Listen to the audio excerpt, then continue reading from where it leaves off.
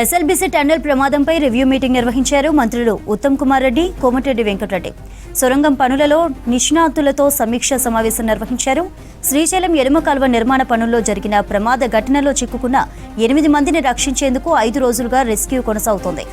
ఢిల్లీలోని borders roads organisation tunnel works లో నిష్ణాతులైన వారిని ప్రత్యేకంగా పిలుపునిచ్చారు అధికారులు.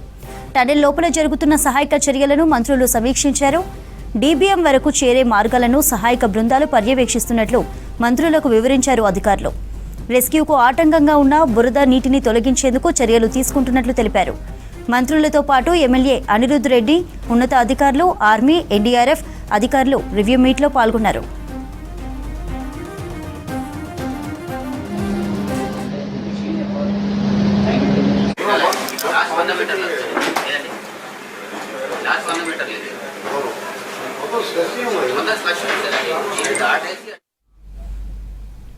ఎస్ఎల్బీసీ టన్నెల్ ప్రమాదంపై రివ్యూ మీటింగ్ నిర్వహించారు మంత్రులు ఉత్తమ్, కోమటిరెడ్డి వెంకటరెడ్డి.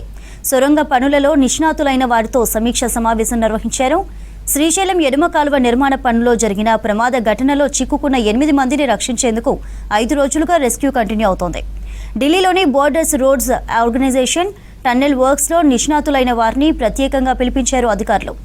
టన్నెల్ లోపల జరుగుతున్న సహాయక చర్యలను మంత్రులు సమీక్షించారు. డీబీఎం వరకు చేరే మార్గాలను సహాయక బృందాలు పర్యవేక్షిస్తున్నట్లు మంత్రులకు వివరించారు అధికారులు. రెస్క్యూకు ఆటంకంగా ఉన్న బురద నీటిని తొలగించేందుకు చర్యలు తీసుకుంటున్నట్లు తెలిపారు. మంత్రులతో పాటు ఎమ్మెల్యే అనిరుద్ రెడ్డి, ఉన్నత అధికారులు, ఆర్మీ, ఎన్డీఆర్ఎఫ్ అధికారులు రివ్యూ మీట్లో పాల్గొన్నారు.